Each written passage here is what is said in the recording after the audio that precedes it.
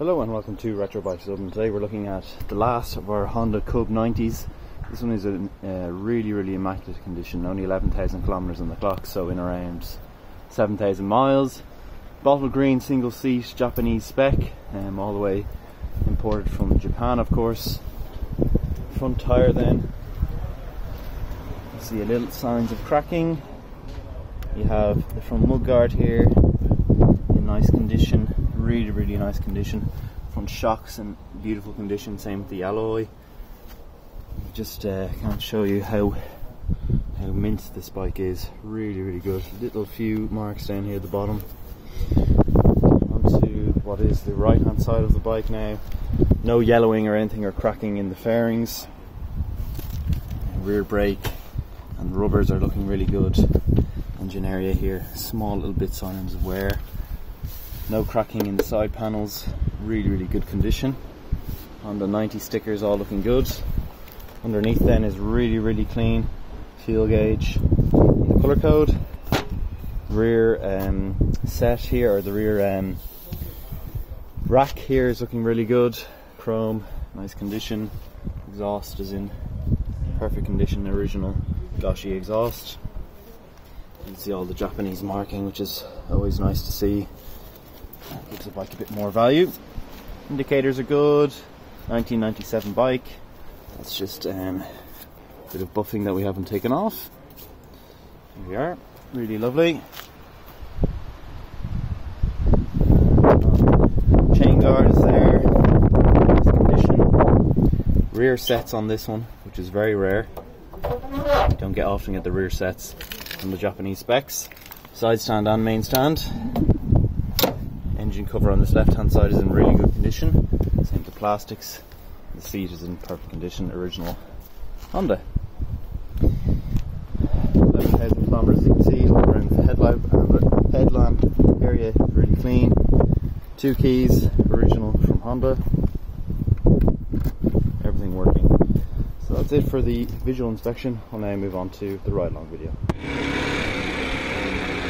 Alright, we're away on the Honda C90 Cub. This is the last of our Cubs that we have available. All of them are gone. This one is being a particularly nice one with only 11,000 kilometers on the clock. Nice and smooth throughout. There's a customer of ours going out and having a test drive on one of the XT225s. So this is clear now. Indicators working lovely. Really smooth through now in second gear, and we'll zoom around here now all the way through. It's a bit windy today, so I'm sorry if there's a lot of wind noise. Into third gear. It is a 3-speed variant, not the 4-speed. 4-speed, which are a good bit rarer. So top speed of this thing, you're going to be looking at 80 kilometers an hour. Which is more than plenty for city runs, which is what these bikes are made of. I watched a really good video yesterday, actually, would you believe it was by Car Pervert. So if you're looking for a really nice video on a monkey bike, then I would go and recommend you look that up. Really cool. But he went on a good bit about how this engine, more specifically the C50, but this is just a bored up C50 engine anyway, and how important this engine was to the whole of the motor industry, and how it really got everyone on a motor vehicle cheaply and easily and efficiently. More importantly, you know, these things are renowned for their fuel efficiency and just how easy they are to drive, and you know, the utilitarian of them, you know, with the rear rack, and sometimes even you can get a Presco with a huge front rack. I actually drive a MD90, which is a Japanese post bike, would you believe, every day. So that's my choice of bike. So if you want to take that as a as an inspiration, you know, what motorcycle dealerships are driving themselves, you know, the owners and the co-owners, and what they're driving. It really shows what type of bike you should be getting into, because I've driven hundreds and hundreds of different models of bikes, and that's just what I choose to go in and out. They're super reliable, easy, don't have to really fuss too much about them. Let me get this little photo here and wait for HDR to come on, and bang. But that's her. She sits lovely, really nice bottle green. You'll see on the front there you have that stripe here. See the stripe? That denotes that it's a 90cc in Japan.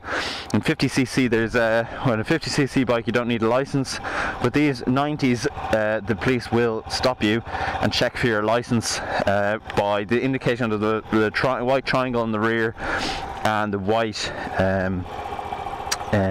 sticker on the front mudguard. That's a little bit of trivia for you. But indicators then, front right, as you can see, working lovely. Rear right, working lovely. Front left, there you are, and then the rear left, and then finally the horn. Lovely. So that's been the Honda C90, the last of our C90s. No more C90s until the next shipment. If we do a next shipment, we're not sure, we're kind of deciding at the minute.